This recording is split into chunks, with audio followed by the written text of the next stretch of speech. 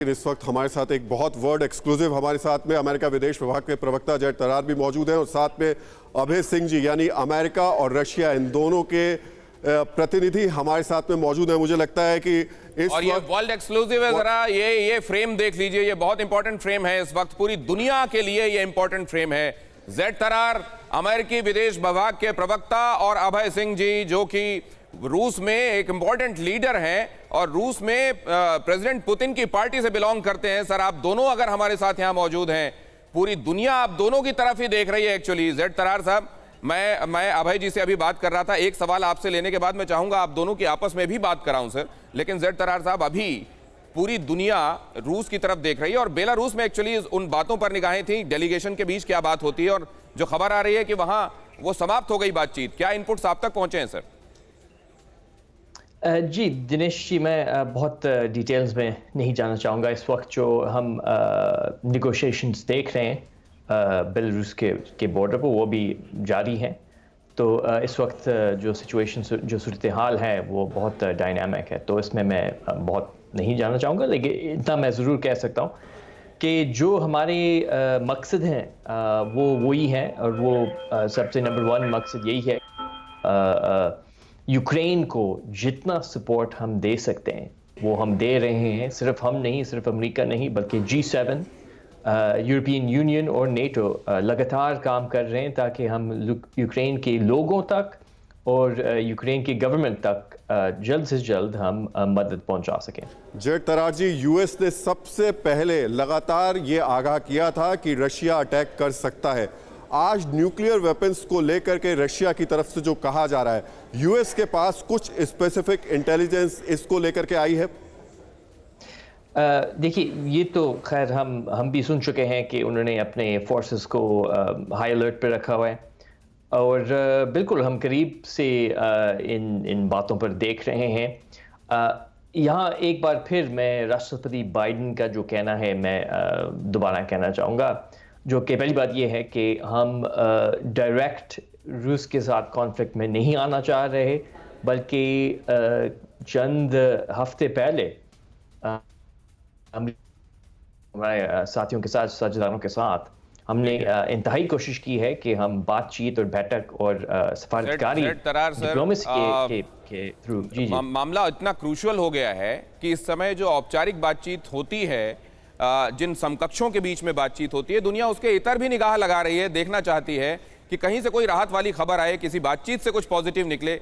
Z sir और अभय sir, मैं आपकी आपस में बात कराना चाहता हूं। Abhay sir, you please can talk to Z sir, and Z sir if you have something to talk to Abhay ji, please उनसे बातचीत कीजिए। पहले अभय जी, आप अगर कुछ कहना चाहते हैं जेड सर से। मेरे तरफ से यही कहना है कि जो रास्ता बातचीत से निकाला जा रहा है, this is the best way, और इसी रास्ते को चुन के हमें आगे बढ़ना होगा। और मेरे ख्याल से दुनिया में ऐसा कोई प्रॉब्लम नहीं है जिसको एक टेबल पे बैठ के सॉल्व नहीं किया जा सकता है।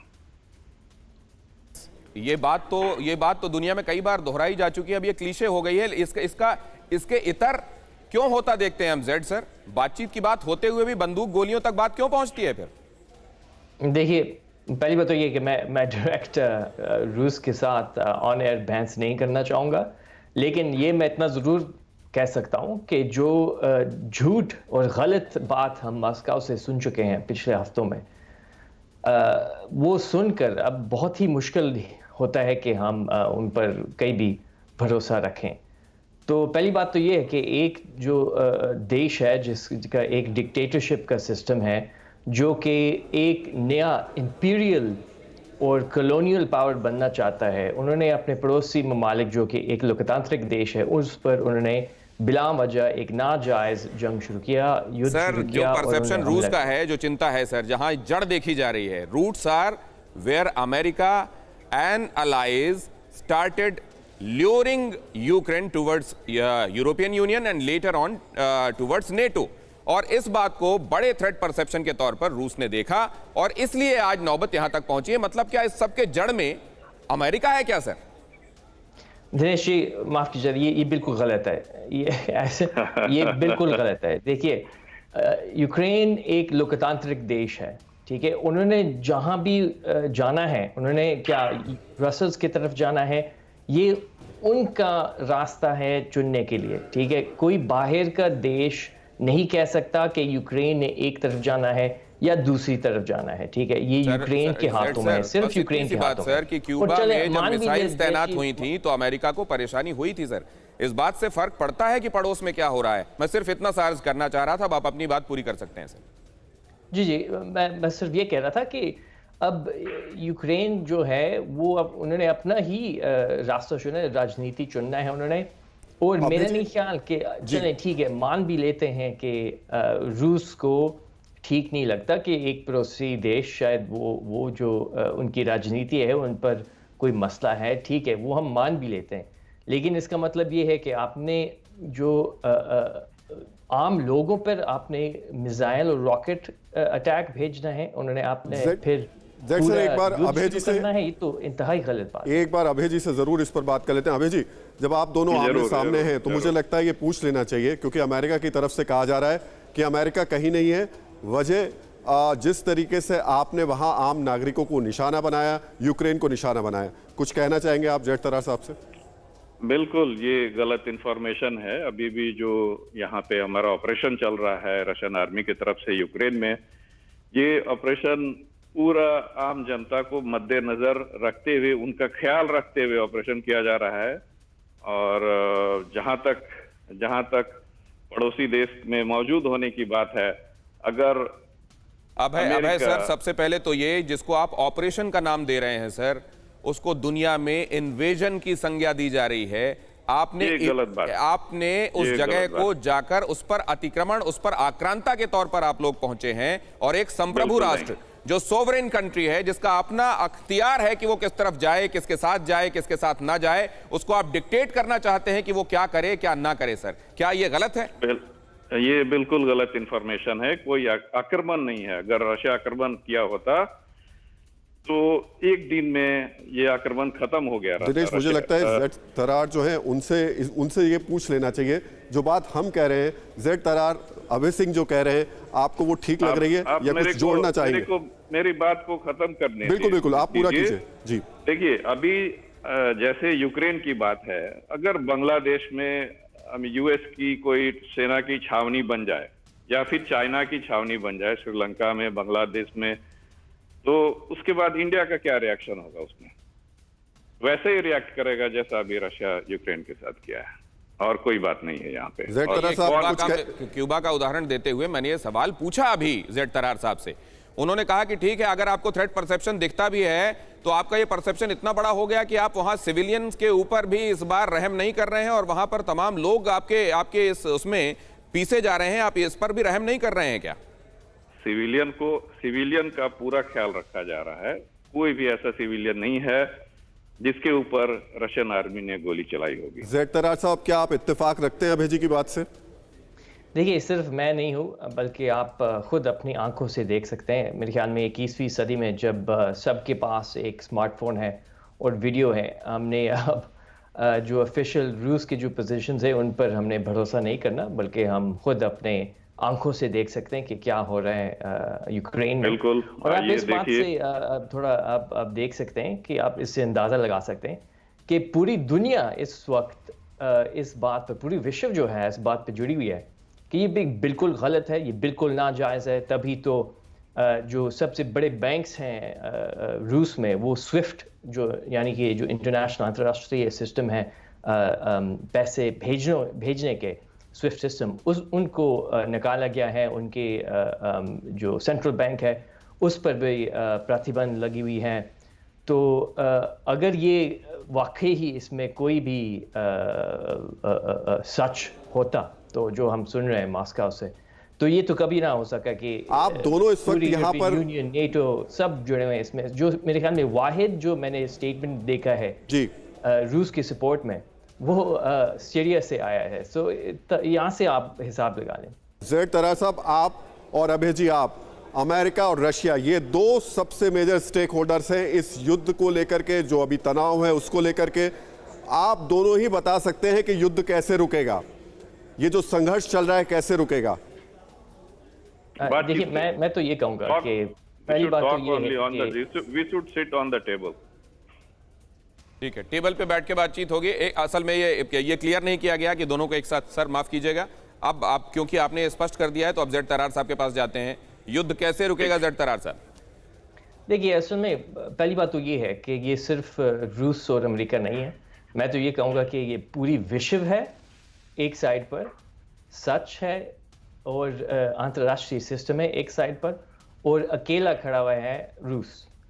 तो पहली बात तो ये है। दूसरी बात ये है कि ये युद्ध ख़त्म कब होगा? ये तब होगा जबकि व्लादिमीर पुतिन ने ये सब देखकर, सुनकर उन्होंने ये फैसला लिया कि अब इसका कोई फ़ायदा नहीं है, इसका कोई सेंस नहीं बनता, और उन्होंने अपने फोर्सेस को रोक दिया। तब ही ये ख़त्म होगा, क्योंकि ये पूरी तरह, मैं बिल्कुल जेड तरार साहब, अभी जब आप आए उसके पहले बात हो रही थी अभय जी से, और उन्होंने कहा कि सैंक्शंस से हमें अगर आप घुटनों पे लाना चाहते हैं तो सैंक्शंस हमारी इकोनॉमी को आने वाले दिनों में और मजबूत करेंगे। फिलहाल हमारे लिए दुश्वारी होगी, 7-8 साल से हम झेल रहे हैं, आगे दिनों में हमारी इकोनॉमी और मजबूत होगी क्योंकि हमारा डिपेंडेंस वर्ल्ड ओवर घटेगा और हम खुद और मजबूत हो जाएंगे। इसको आप कैसे देख रहे हैं सर? देखिए, पहली बात तो ये है, जब कोई भी डिक्टेटरशिप है तो उनका फिर कहना तो यही होगा। उन्होंने कौन सा कहना है कि हाँ ये वाकई बहुत ही ख़तरनाक किस्म के प्रतिबंध है। दूसरी बात, अगर ये सच होता, एक बार फिर मैं कहूँगा कि हम अपनी आंखों से देख सकते हैं कि इन प्रतिबंधों का क्या असरअंदाज है, क्या इफेक्ट है। आज जहाँ तक अभी आधा घंटे पहले तक एटलीस्ट मॉस्को का स्टॉक एक्सचेंज बंद है, यानी कि इतने इंतहाई किस्म के, सख्त किस्म के प्रतिबंध है कि वो अपने स्टॉक एक्सचेंज को भी नहीं खोल रहे। रूबल का जो वैल्यू है वो 50% तक गिर चुकी है। सेंट्रल बैंक पर के जो रूस के सेंट्रल बैंक के जो इंटरेस्ट रेट्स हैं वो 20% तक हैं। 20%, यानी सेंट्रल बैंक रेट का 20% है, जो कि 24 घंटों में डबल से ज़्यादा हो चुका है। आपने खुद आज देखा होगा कि लंबी लंबी लाइंस हैं एटीएम के सामने रूस में। तो अगर ये वाकई प्रतिबंधों का कोई इफेक्ट नहीं होता तो हम ये सब कैसे देख रहे होते? और ये सिर्फ शुरू है, बल्कि और भी आ सकते हैं मुस्तकबिल में, इसमें कोई शक नहीं होना चाहिए। हम आपसे ये पूछना चाह रहे हैं, आप दोनों से ये पूछना चाह रहे हैं, क्योंकि ये युद्ध रुकना चाहिए, ये पूरी दुनिया चाहती है। क्या ये युद्ध अभय जी सिर्फ अधिकारियों के टेबल बैठने पर रुक जाएगा, या फिर राष्ट्रपति पुतिन और राष्ट्रपति जो बाइडेन को आपस में बातचीत करनी होगी तब ये रुक पाएगा? देखिए, मैं जवाब देता हूं इस बारे में।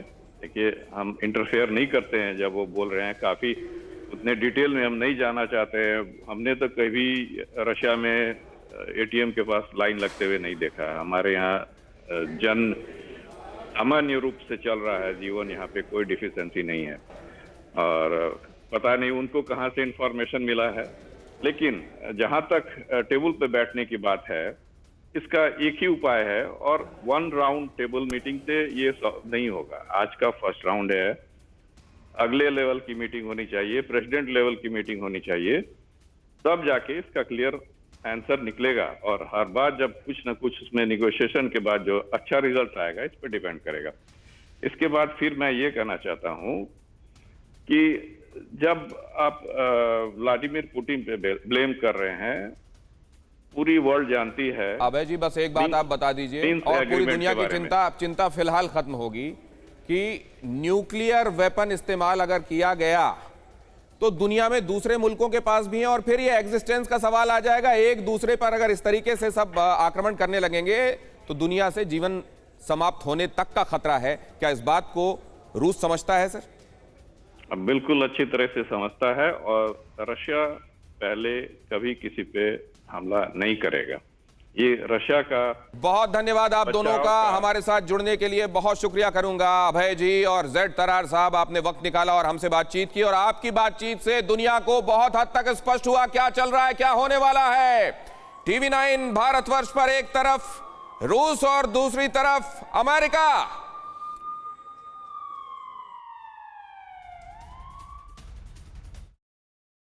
कोरोना धर्म नहीं देखता, जात नहीं देखता, अमीर गरीब ऊंच नीच नहीं देखता। कोरोना सिर्फ मौका देखता है, लेकिन आप उसे मौका मत दीजिए। बस इतना कीजिए जब कभी दफ्तर से, बाजार से घर लौटिए तो इतना ख्याल जरूर रखिए कहीं आपके साथ कोरोना आपके घर तो नहीं जा रहा। भूलिए मत, कोरोना अभी जिंदा है।